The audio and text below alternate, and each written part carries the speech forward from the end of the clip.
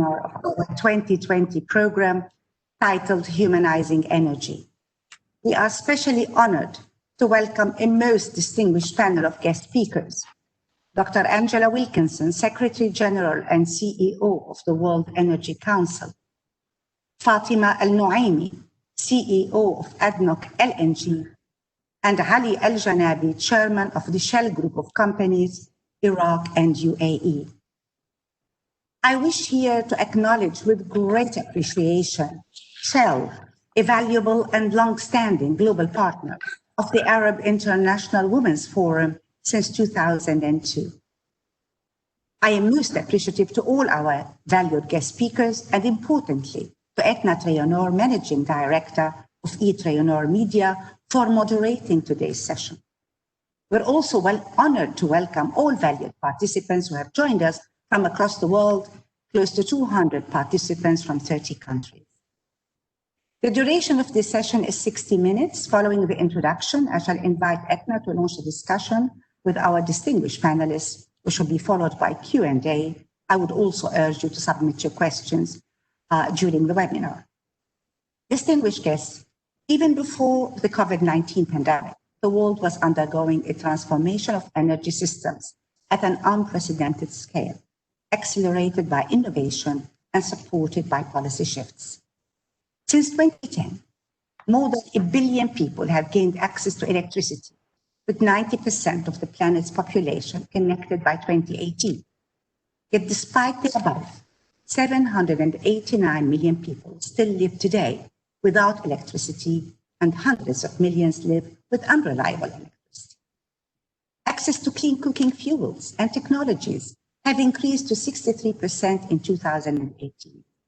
Yet 2.8 billion people are still without access to clean cooking solutions, relying on wood, coal, charcoal, or animal waste for cooking and heating, with exposure to air pollution, increasing lung-related diseases. UNICEF and the World Health Organization report that 2.2 billion people do not have access to clean drinking water, and 4.2 billion people do not have access to clean sanitation, recognizing that sustainable energy has a crucial role in achieving universal access to clean water and sanitation, especially for vulnerable communities and during crisis times, such as now at the times of the COVID-19 pandemic. Significantly, energy poverty impacts women disproportionately because of domestic dependence on biofuels, traditional gender roles, and related health problems. Women must be empowered and fully engaged at all levels of decision-making processes as key agents of sustainable energy, who hold a transformational role in providing innovative energy solutions. Across the board, progress on energy efficiency still remains below the level required to double global energy efficiency by 2030. Distinguished guests, the COVID-19 pandemic is an unprecedented global public health crisis, the most significant economic shockwave also since the Great Depression. It has exposed weaknesses in all our economies and deep-rooted inequalities in our societies. Yet the COVID-19 crisis has demonstrated also what society can achieve by working towards a common goal and against a common threat. There are calls for a return to a better normal, for us all to build back better, and to address the global issues that are contributing to those economic weaknesses and societal inequalities. The threat of climate change is prevalent among these issues, as is the lack of access to sustainable energy. Sustainable development is not possible without sustainable energy. The key is to provide sustainable energy for all. Energy that is accessible, affordable, cleaner, and more efficient. Failure to transition to sustainable energy systems will jeopardize progress made towards climate action and will threaten the well-being of humanity, ecosystems, and economies for many decades to come. As the SDGs affirm, sustainable energy provides new opportunities for growth, It enables businesses to grow, generates jobs, and creates new markets. Quite simply, sustainable energy for all is an investment in our collective future. I thank you for your kind attention, and I hand over now to Ms. Eithne Treanor to launch our discussions with all our distinguished panelists. Eithne, over to you. And a big thanks to you, Haifa, of course. Thank you so much. Haifa Al Kaylani, the founder and chairman of the Arab International Women's Forum. And of course, thanks to you for all the work you do here in the region and around the world, bringing this voice together. And the 7th webinar of the 2020 AIWF program, again, focusing on humanizing energy and really, really looking at, as you said, sustainable development and sustainable energy. And you put it so, nicely in many ways, but so realistically. And, it's a project that we all have to look at if we have to take on board, and we have to take it very, very seriously. And we've pulled together a wonderful panel today. So thank you so much. And it's an absolute delight for me to be here with you all and to be moderating this panel. So thank you so much, Haifa. Now, I will quickly introduce our panel, and we will hear from them with opening remarks, as is the format of this series. So we're really looking forward to hearing what they will say. And as Haifa said, we have time for questions, and we want to make sure that you, wherever you are at home in your office, send in those questions on this very, very important topic. I'm very delighted to welcome one of the world's leading global energy futures experts. In her early career, she worked with British Gas, and she worked with Shell and with the OECD in Paris. She's a distinguished Oxford scholar, a published author, and she's a leader and thinker in a wide range of economic, energy, climate, sustainable development related challenges. And she is the Secretary General and CEO of the World Energy Council. So a warm welcome to Dr. Angela Wilkinson. Angela, thank you so much for being with us. It's a pleasure to be here, Eithne. And we'll hear from you in just a minute. So I'm absolutely delighted you've taken the time. I know it's busy for everybody, and rather busy to join us from the UAE national oil company ADNOC. I'm absolutely delighted to welcome a lady who has spent more than 20 years in a career spanning technical and executive management positions. She headed up supply chain management for Borouge on the petrochemical side and led the gas strategy and master planning unit at ADNOC. And she holds many board positions. And in 2018, she became one of the first female chief executives at the Abu Dhabi National Oil Company. So I'm absolutely delighted to welcome the CEO of ADNOC LNG, Fatema Al Nuaimi. Fatema, lovely to have you with us. Thank you, Eithne. Good to be here. And I look forward to hearing more from you. And our next speaker brings a wealth of experience to this conversation, having worked in project engineering and construction, M&A, asset management, financing, and trading, all since the mid-90s. In his role as Vice President for Shell's upstream business, he also represents the company for the government of Iraq and the government of the United Arab Emirates. So I want to welcome the chairman of Shell Abu Dhabi, Ali Al Janabi, also joins us. Ali, great to have you with us. Thank you, Eithne, and a pleasure to be here. Now, I'd like to start, as we do, with our 3 opening addresses, so to speak. So if I can come back to you, Angela, to Dr. Angela Wilkinson, to set the scene and talk to us very much about humanizing energy. Angela. Thank you, Eithne. Haifa, chairman and founder of the Arab International Women's Forum, fellow panelists, excellencies, ladies and gentlemen, thank you for the opportunity to join your webinar today and introduce the theme of humanising energy. We're delighted you chose to run with this theme. It's the Council's 2025 vision and as the name of this occasion. Thank you very much for that. Now let me cut to the chase. We have many things in common. We're both not-for-profit, we both have global reach, we both represent vibrant communities, and the Arab world and energy are intertwined. And of course, our female leadership provides a role model on how the whole world benefits when women have a seat at the decision table. Dear Haifa, we both want to shape the future. The Arab world, where energy forms part of the economy and day-to-day life, and also globally. I'm delighted we're connecting our communities, the Council's worldwide energy community and the Arab women's community. Today I'm speaking from my home in Oxford as we approach the 2nd lockdown of this COVID crisis. These are challenging times, and we're all learning to adapt to this global health emergency. Today, I'd like to offer my reflections on the bigger energy picture and what this implies for recovery from this crisis and the challenges ahead. I look forward to the Q&A with Eithne. She knows our agenda well and is the executive chair of our We Talk series as well. So lovely to be in a different conversation where there's another set of diverse and refreshing voices talking about energy. Now, as the International Arab Women's Forum celebrates its 20th year, I'd like to start just by sharing the origins of the World Energy Council. We started in 1924 as the World Power Conference. The world at that time was just recovering from a global influenza pandemic and about to face the Great Depression of 1928. Ça change plus ça change, as they say in France, or as we say in English, doesn't this all sound a little bit familiar? Now, the first proceedings of the World Power Conference gives us our mandate as the practical men. You can see that in the photographs, the engineers, the financiers and the investors who are charged to harness the world's natural resources and build modern energy systems for the benefit of everyone everywhere. Now, we were born, in effect, in an era of energy for peace. The COVID-19 crisis has dramatically changed our world. It's a fundamental shock to humanity as a whole. We often forget that energy is essentially a story about humanity.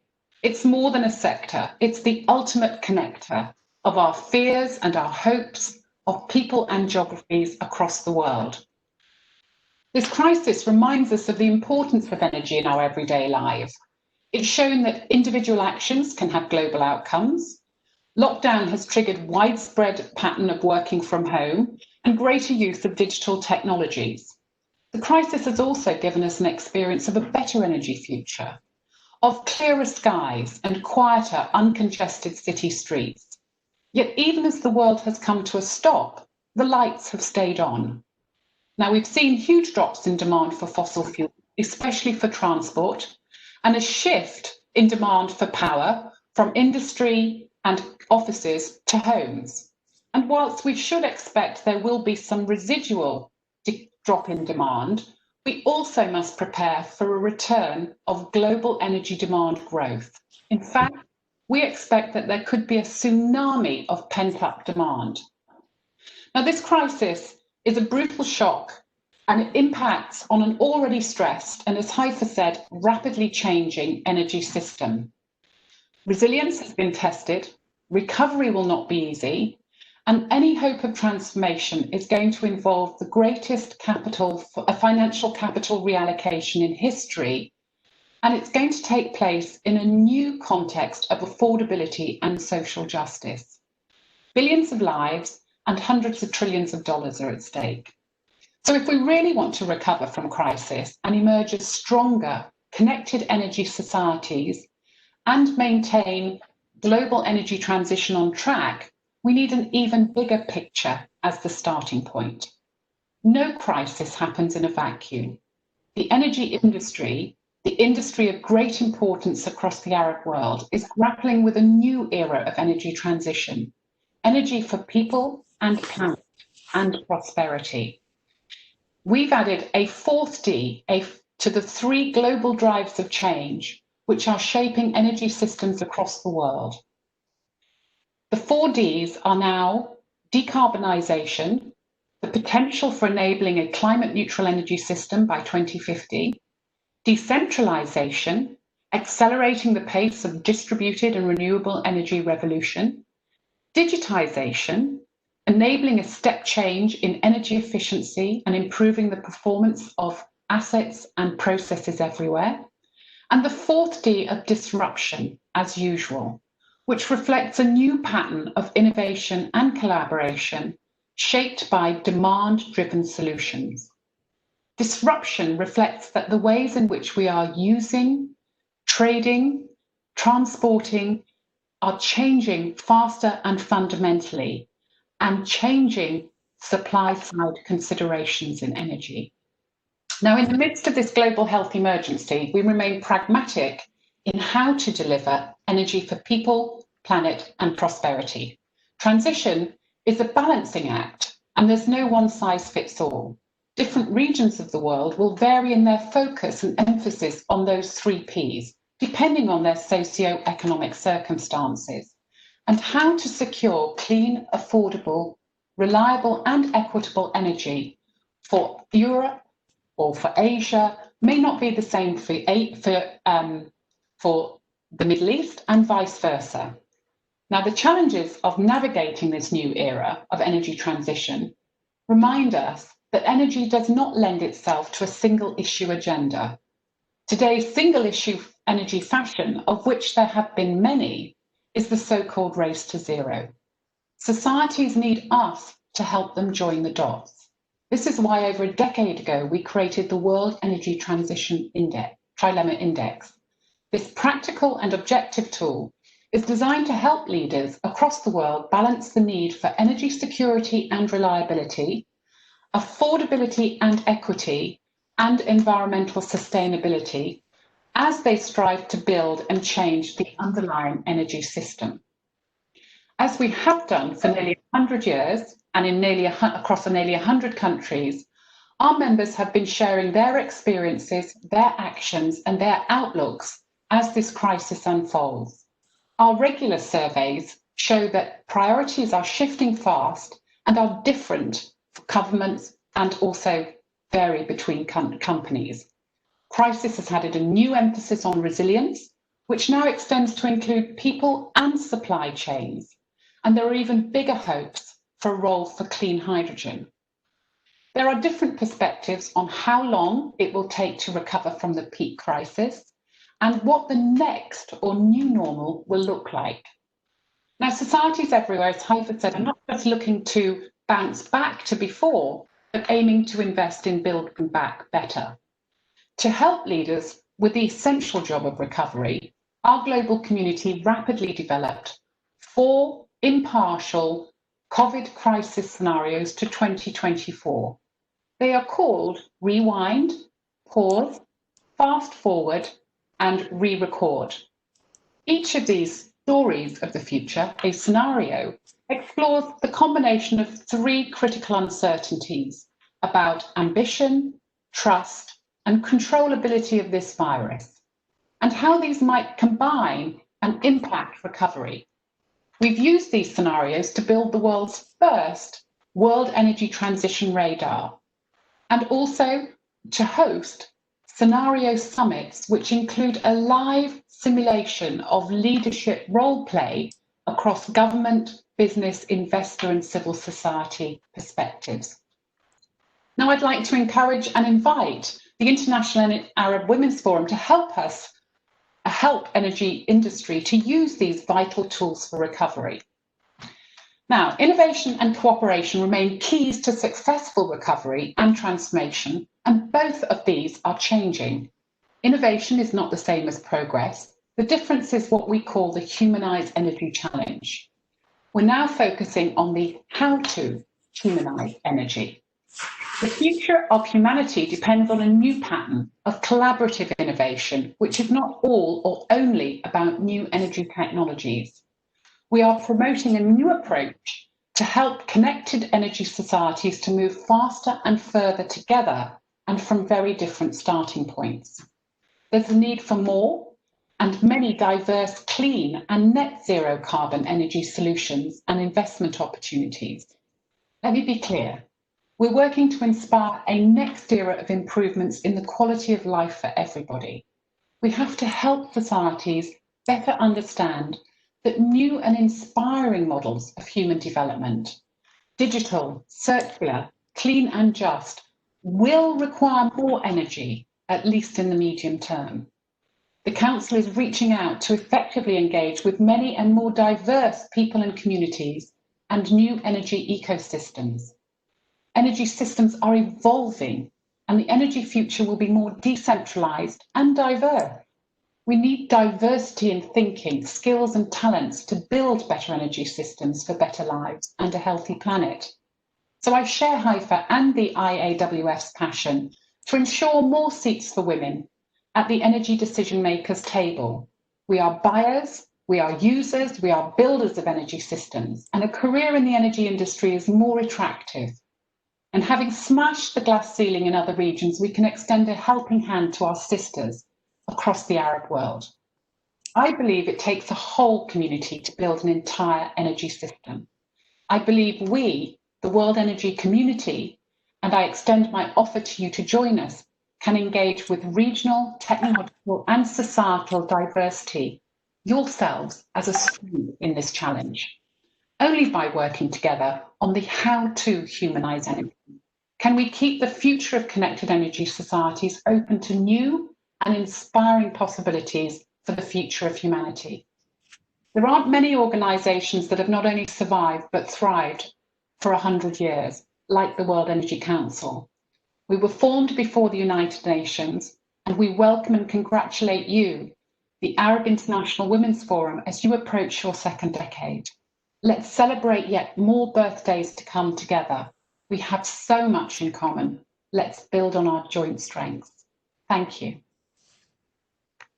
Angela, thank you so much. And indeed, as you say, we're all members of the global energy community without a doubt, and we all have in many ways too a responsibility to actually take action. So thank you for laying that out. We will have time to come back and have some great questions about that. I'd like to move on now to hear the views from Fatema Al Nuaimi, the CEO of ADNOC LNG. Fatema, I'm looking forward to hearing your opening statement. Thank you, Eithne, and thank you again to Haifa and to the Arab International Women's Forum for the invitation and to speak to such a distinguished audience. And in fact, for choosing such a critical and timely topic for this gathering today. You know, it's interesting when I heard Haifa just giving her opening remark, how sometimes we take things for granted. We take the givens of our modern life for granted. And there is close to 1 billion human on this earth deprived from the very basics, which is access to energy. What I find, I would say, unhuman is to have students or to have children deprived their right to get education just because they do not have access to energy, or to have the potential of women and girls lost because they have to walk for miles and kilometers, tens of kilometers, to get water and basics of life. During the past years, we've seen the transformation that the different sources of energy made of our life. And a big contribution came from oil and gas. And as we move forward, I think we have an issue of two elements here. And this is something that we as oil companies, oil and gas companies, we need to focus on. We have to continue our contribution to provide this energy, affordable energy, and we have to make sure that this energy is not just accessible and affordable, it's also environmentally clean and friendly. So, and when we talk about the role, if I zoom into the role of gas, given that I'm leading a gas and LNG company, I think there is even a bigger role for natural gas moving forward. And I've seen how this market has developed in the few years. I worked in LNG market and I had a break for just 10 years, and I came back to see a totally new picture. The picture before was, this is a very limited supplier and buyer-supplier kind of relationship. Because it's a capital intensive, because it needs this kind of long-term commitment. Today, we have more affordable and more liquid market.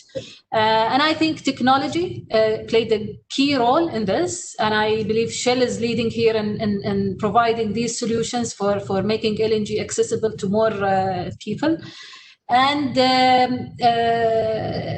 availability as well. More producers are there. One thing as well I would emphasize on that the LNG or gas inherently, because of its chemical components, is contributing less to the pollution. So it is half of the emissions that is caused by any other fossil fuel, and this makes it in a better position. We always come to the topic of geopolitics and how critical it is, and that's the accessibility. And that's another thing that LNG provides, because it gives you freedom. It gives the freedom of sourcing your energy without the need to go through different territories. So in addition to this, there is the responsibility that I know for sure that we all identify, and that is to make sure that we reduce our carbon footprint. And we've heard the NOCs, the IOCs mainly very announcing their targets, BP, Total, and Shell being there always. And even as national oil companies, we are working towards sustainability targets. As ADNOC, we have a target of reducing our GHG emissions intensity by 25% in 2030. And as we speak today, in fact, we are actively identifying all the projects and the kind of investment that we need to have in place in order to achieve this target. National oil companies as well have another, I would say, human factor to them, and that is their contribution to the communities where they operate. And there are two folds here as well. Our commitments, of course, towards our employees. And this is, in fact, a big percentage of the population. Just to give you an example of ADNOC, we have over 50,000 employees in a country with around 10 million population. So we are a big employer. Taking care of those employees, taking care of their development and their growth automatically contributes to the and gives a push to the development of the country. Historically as well, we've been always a direct contributor to the economy, but today we're also a big supporter to the economical diversification, the in-country value. Just to give an example, we have one of the biggest projects that we're working on currently as ADNOC LNG, and that is integrated gas development project, bringing more gas from offshore to onshore. A 1 billion project, 54% of that project is through local suppliers and contributing to the economy. Just to conclude here, I think that the SDGs and the targets put, they clearly identify how access to energy is key. But it's not just this specific target, because we have some ripple effect. Access to all, whether education, whether food, it all depends on having access to energy. And the other element here in access, I think, and this is again personal view, I always say it, might not be using the right words, but it might be very naive of us if we think that we can solve such a big challenge that needs communities and companies and governments to work together by one single source of energy. We need to work towards the optimum mix that gives this sustainable development, as Haifa said, and sustainable energy. Thank you. Thank you so much. Really, Fatema, thank you so much. And indeed, when we look at it, as you said, you know, so much of this we do take for granted, but we have to also look at the amount of people who have no access to energy. And indeed, as you say, you know, having that access and looking in the developed world whereby, you know, we do take it for granted very much. I mean, the contribution to the economy, also to, you know, the economic well-being of people who work in local business, all of that. You made such wonderful points there. So I'll be looking forward to exploring more of them. So thank you so much. I'd like to move now to the chairman of Shell Abu Dhabi, Ali, is with us. And indeed, also thank you, Ali, too, for being with us from Iraq. We're so happy the technology is working and the energy systems are working. So all of this makes it possible for you to join us. So I'm going to hand over now for a few words for Ali Al Janabi. Thank you, Eithne. Can you hear me clearly? Clearly. Very good. Well, thank you. And thank you to Haifa and to the Arab International Women's Forum for inviting me. It's really, I'm really privileged and honored to be here amongst you today. I think my two esteemed panelists have said quite a lot, but maybe just to take a couple of reflections, if I may, and also acknowledging time. I think it's when we talk about, you know, when you read through the newspapers and you read about the energy industry, it's all often about corporations. It's all about contracts and concessions. It's about the barrels, and that's what you really come to. But the reality is, it's a very, very different story. I think the story of energy is one where energy powers people's lives, creating job opportunities, creating development and prosperities for countries. You know, you know, I'm privileged to be living in the UAE, and the history of the UAE is one which is an excellent example. Just last year, we celebrated 80 years in the UAE as Shell, and it's an incredible story of how the UAE has developed, and really with the development of its energy industry, it has also developed over time. And I think, you know, we're also privileged to be part of that journey with ADNOC and with our Emirati partners over the years. So, for example, in Abu Dhabi, we played a role in terms of exploring and producing gas and crude. And supporting with industry and taking that pathway in that journey that the UAE took in Dubai. Of course, we've been quite active for 50 years, where we've supplied products and aviation, and we used to supply up to 3,000 flights a month. And I think all across the Emirates. So it's the use of our products, use of technologies, you know, and it's us and ADNOC and some of the other international oil companies that we've really contributed to that journey. And but then that's the past. And I think it's you know, when I was listening to Ms. Haifa's remarks as well, and the number of people that are out there without energy, the number of people who are out there without reliable electricity, I often remember, I think you mentioned it there, Fatema, you know, the poor boy, I don't mean it in that sense, but the person who doesn't have the luxury of having electricity, those who will be sitting under the street lamp and trying to read a book because there is no electricity at home. That is the one that we all collectively have a responsibility and accountability as corporations, as governments, as development agencies to make sure that we do go out there. And in Shell, a couple of years ago, you heard that we had an ambition, and the ambition is to really provide access to energy to 100 million people by 2030, to those who don't have it today, namely in Africa and in Asia. But of course, we also need to remember that all of us, to be able to do this, is not just about philanthropy. It really needs to be a sustainable business, because if you do a charity once, it's not going to really kick the economy. It's not really going to kick have a sustainable business. And it's all about making sure that the business is sustainable today and sustainable in the future. Sitting here, and I'm sitting in Basra, and it's great to be here and looking at what we have done here in Basra. And I'm looking out through the window. We've embarked on the largest gas flare reduction project in the world. And today we've managed to triple our production in gas, getting rid of the gas flaring, and we're supplying the equivalent of 3 million homes in just in the southern provinces of Iraq. That, for me, it's all about that. It's all about how do we power progress together.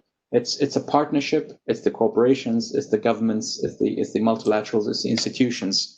But ultimately, as we move forward, it's how we power progress together to provide a cleaner, affordable energy. And I think that was referenced earlier.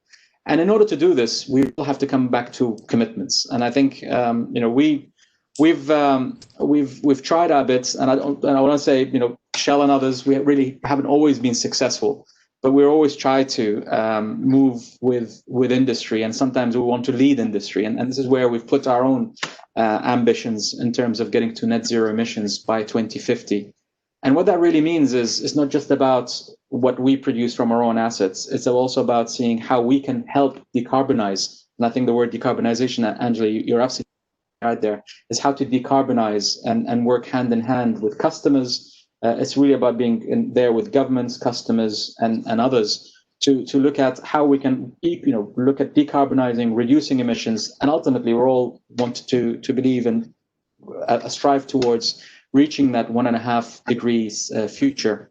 So all of us collectively, I think, and ADNOC and so many other companies have gone ahead and put their climate change ambitions, which is great. But the question is, can it be done alone? Absolutely not. It has to be done through collaboration. And therefore, when we bring this back to humanity, there is the development part, which is how to develop society, countries, and there's a sustainable development, a social development, but there's also the development of the future in terms of how do we make sure that we also do so whilst protecting our planet. And so therefore, every time we think about energy, I would love that people to start thinking, moving away from the barrels part to energy which powers our electricity, our lives, our mobility, and our society going forward. Thank you. Ali, thank you so much. And you're so right. When we think about oil and gas, for the most part, we do, and particularly oil executives like yourself, you probably get caught up talking about the barrels a lot, and this is what we're so used to hearing. But it really is to broaden that and look at who are the buyers of energy. I mean, they're people, and ultimately, I suppose, what are the benefits? So there's so much that we have to talk about. But let me go back to Angela here, and let's get this discussion underway. Angela, when we look at, humanizing energy, very much the vision of the World Energy Council, and really very much inspiring our conference theme today here. Talk to me about why humanizing energy. What does that mean in the context of the energy transition? Angela. Well, Eithne, when people talk about energy transition, they often talk about a destination. They focus on this destination. We've got to be climate neutral by 2050 or climate neutral by 2060. We also have to be we have to have wider access to energy for everybody, so that it's not just one challenge, but they talk about the destination. And humanize energy reminds us that we have to talk also not just about the where do we want to go, but we have to think about the why, the who, and the how to get there. It's not just about where we want to end up, but how we're going to get there. And Ali's talked a lot about cooperation, and Fatema's also talked a lot about making sure that we also include and reach out to more people for better lives. How do we bring those into the conversation? So humanize energy is, we're not going to get to our destination unless we engage many and more diverse people in the process of transition. It's not just about companies and countries anymore, it's also about communities and customers. And so the cooperation challenge is getting bigger and broader, and we have to find new and more effective ways. So humanize energy is really about that collaborative innovation imperative I talked about.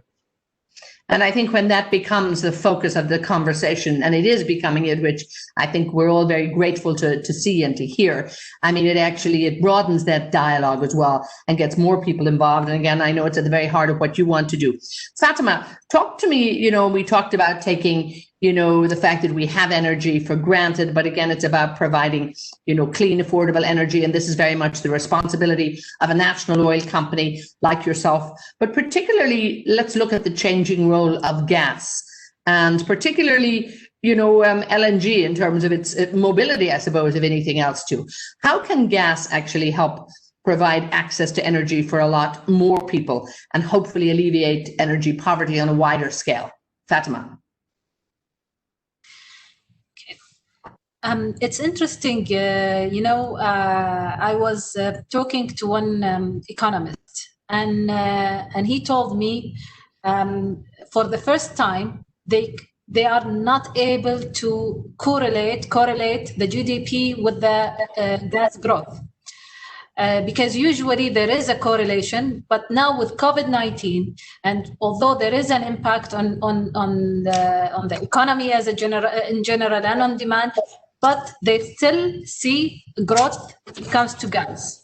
And part of it is where this gas is utilized. We still have our lights on. We're still consuming gas, even if the transportation is not consuming the liquid fuel, but still gas is this different in terms of its utilization. I think I touched on this briefly previously, but today we see a potential for growth, big growth, when it comes to the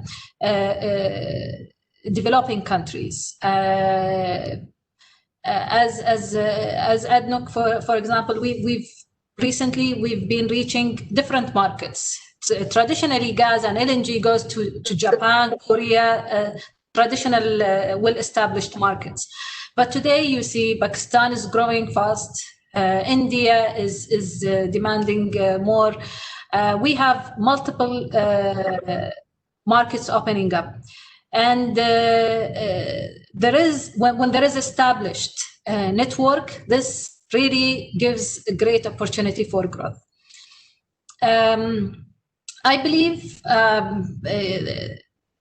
we will continue to see this year, for example, a 2% gas and LNG growth, even with the pandemic, even with the GDP negative trend.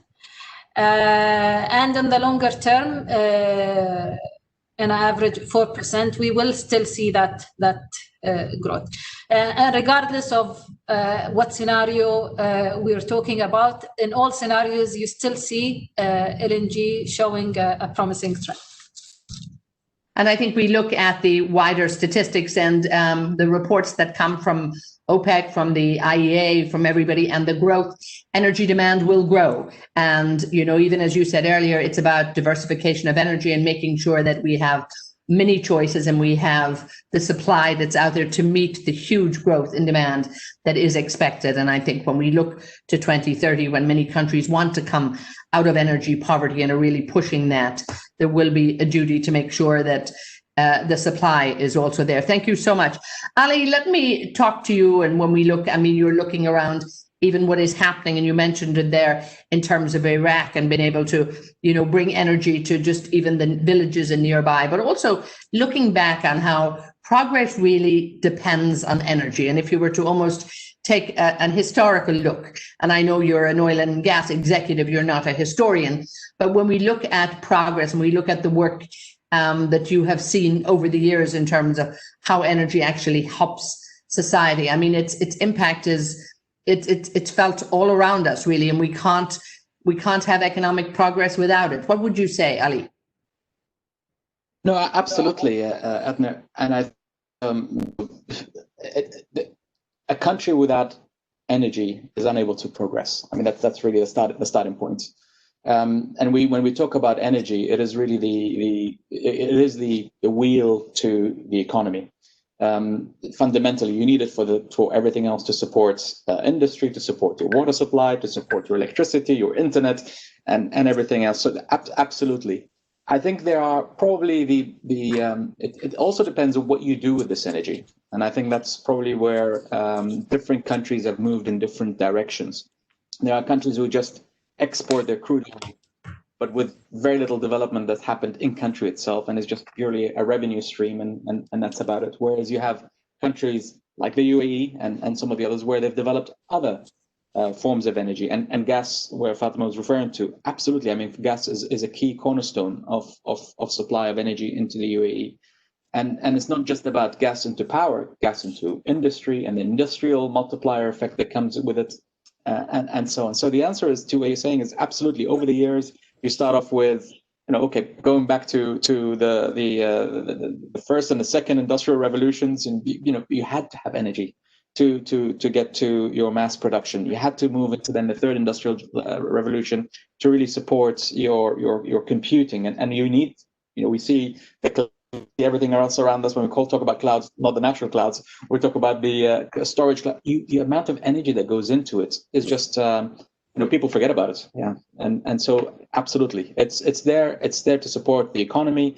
It's there to support growth of industries, and you will see it. Many countries that have energy supply disruptions are really trailing behind. People will just pack up and go somewhere else. Yes, it is. It's so important, and it's only, I suppose, when you go somewhere and you realize they don't have energy, that's when you really, realize that they don't have progress. And this is the sad fact that I think everybody has to address.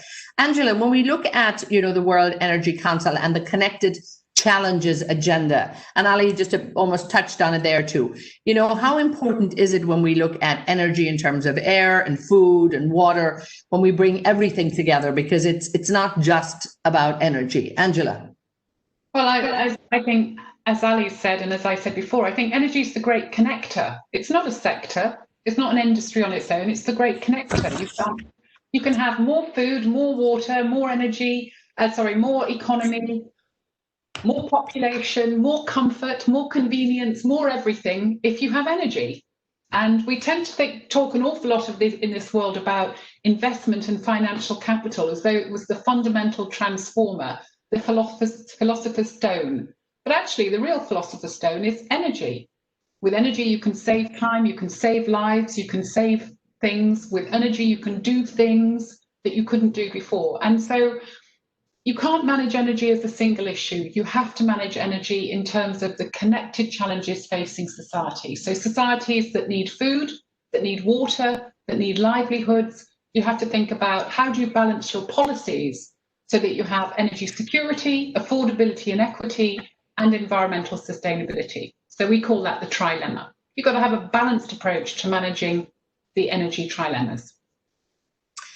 Fatema, when you talked earlier about that diversification of energy, and indeed, obviously you're focusing on gas and you're focusing on LNG, but ADNOC as a company, of course, focusing on many other areas as well, and indeed working with partners in the government, on various other forms of energy, on solar, on nuclear. The country has really focused and looked ahead to make sure that energy supply will be there.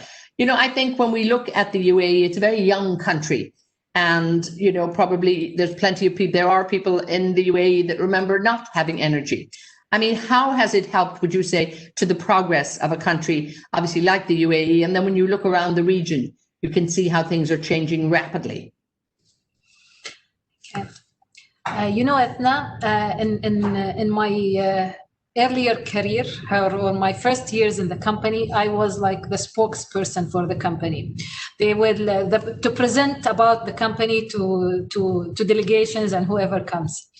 And I recall one slide that I used to present, and that shows not many years ago the picture of Abu Dhabi and the Corniche, and the picture of the same location just a few years apart. And being an engineer, I like to put things in equations. So I had an equation that this progress and this, in fact, transformation happened with two main things: the resources that were found in this country and the wisdom of its leadership. And that's a fact. We know many countries that are blessed with the resources, but not utilized to the well-being and to the welfare of the community and to the population. So we were blessed with these two factors, and ADNOC played a key role with its partnership from day one in order to do this or contribute to this transformation. Going and because we are national oil company as well, and going forward, today focus more than any other time on our human capital, on the development of those who will continue their career. And allow me here, I have to touch on the gender diversity and the role of women. I cannot. We're going to get to that, and I will make sure to come back to it. Yes. I'm just looking at the time, and I want to give the chance before you conclude. So I recall we had a session with the group of employees, and we've asked them, that's a few years back, why do you think ADNOC is prioritizing having the more visibility and more diversity, gender diversity? And some of the answers that I got were very irritating, because it talks about women being a social responsibility, developing women, including them, it's as if it is, between brackets, a charity. And this kind of mindset, if it's taken, you social responsibility, you do it when you're rich, but if you have a need, then it's not a priority. So the main focus that ADNOC focused on is to do this shift and to answer the question why. Why do we want to include women in our and empower them and position them in the right place in our sector? And I think it goes also back to the challenges we all talked about. It's important to identify that the challenges that are facing us going forward into the future are not the same as those inherited from the past. And in order to be able to solve them, we need innovation, and we need new ideas, and we need to tap to all brain power, regardless of their gender. And that's something that we identified early on, and that's one of the main key things that we've highlighted in order to integrate women. And today, we have them in not just in leadership; it's also across all the sector, including in our operations. And this is hugely important. And I know you were, the first chairperson of the ADNOC Gender Balance Committee back in 2016. So personally, you've been leading the charge, and of course, being one of the first female CEOs for ADNOC, and something that the leader of the company, and I think that's also the very important thing, that as soon as he took office that time, he actually said that he was going to make sure that there were women CEOs, and he followed through on that. So it also, I think, says a lot about the leadership of companies. So let me come to, we may as well stay on this, and it is the Arab International Women's Forum. So Ali, when we look at the initiatives that Shell has in place, and these are global initiatives, obviously, that you would have in place for gender diversity, and again, just for a much more diverse, company, how important is that for Shell, and where do you see the benefits? Oh, absolutely important. Maybe to start off with, to say I'm the proud father of 3 lovely daughters, 3 girls, and so therefore I'm very much pressure on you for the rest of your life. Pressure on you.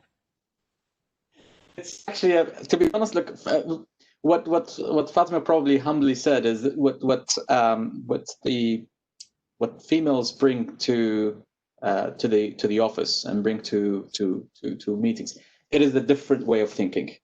Our men are structured in a certain way, and I think if you just keep on going at it the same way, we will end up in the same solution over and over again.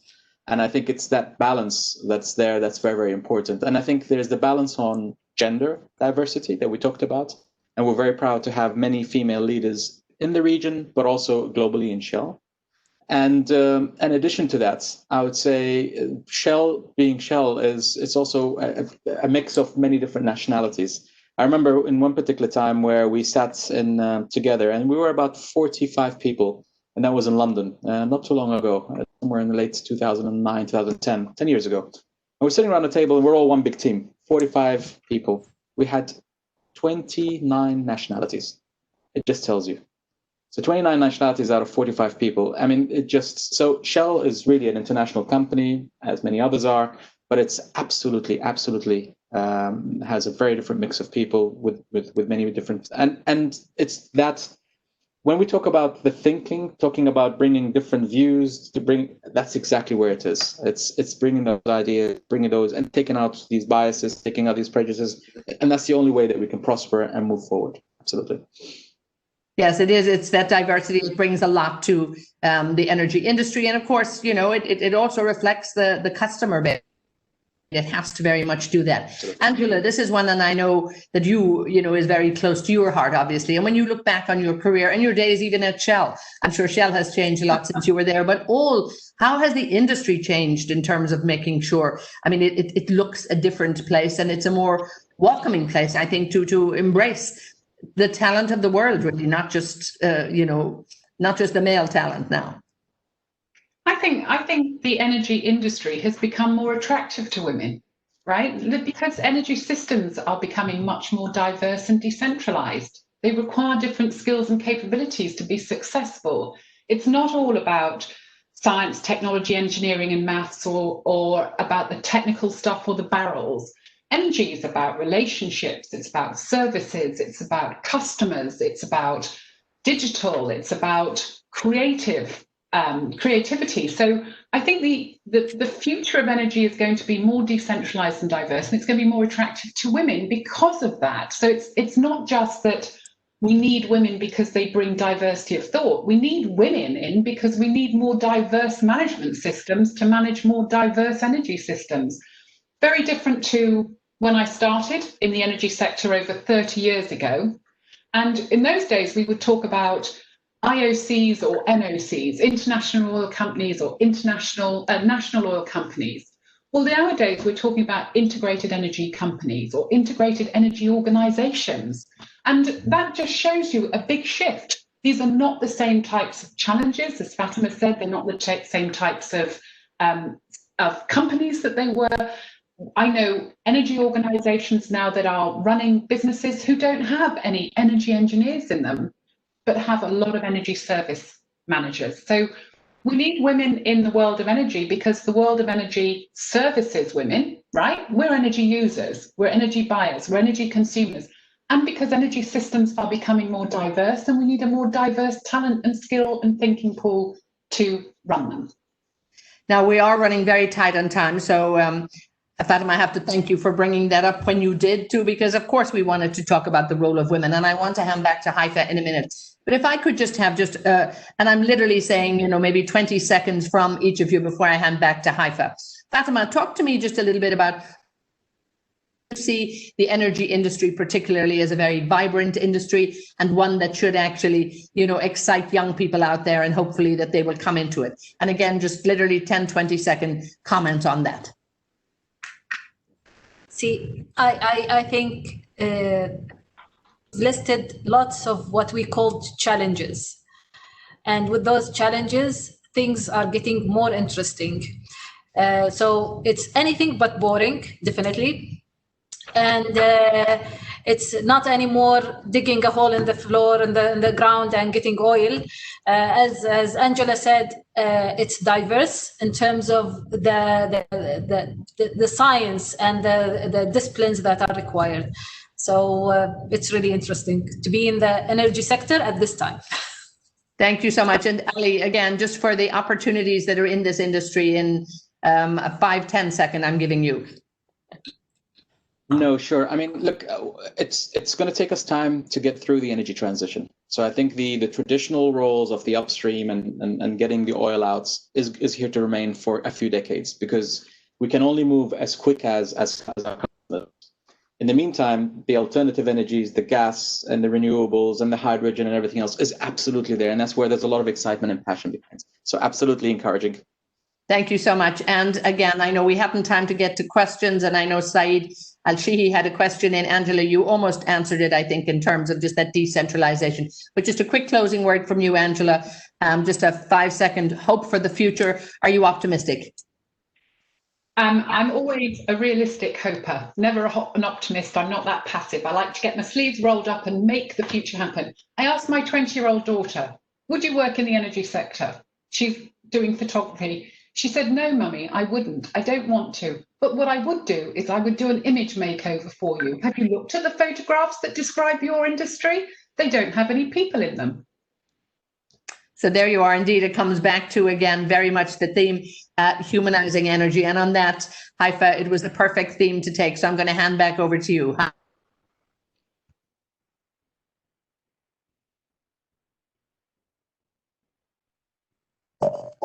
Thank you. Thank you very much, Eithne, for an outstanding moderation of the session. I wish to thank again our distinguished guest speakers, Angela, Fatema, and Ali.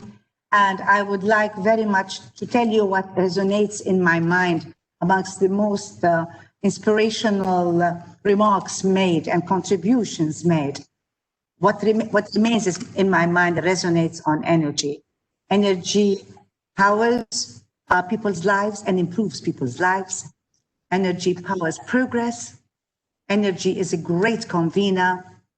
Energy is moving forward with diversity. And above all, the key element in the energy sector is the investment in the human capital and the focus on the human capital.